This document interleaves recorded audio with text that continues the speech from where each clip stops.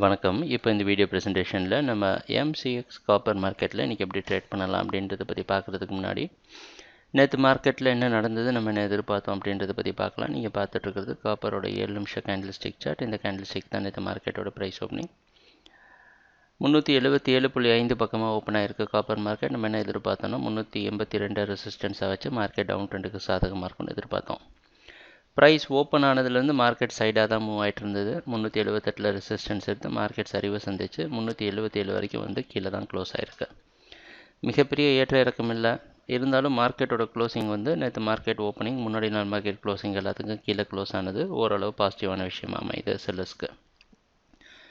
இன்றைக்கி மார்க்கெட்டோட opening நேற்றுங்க close ஆச்சோ அது பக்கமாகவே ஓப்பன் ஆகிறதுக்கு தான் வாய்ப்பு இருக்கிற மாதிரி வெளிநாட்டில் இருக்கிற காமெக்ஸ் மார்க்கெட் வச்சு பார்க்குறப்ப தெரியுது.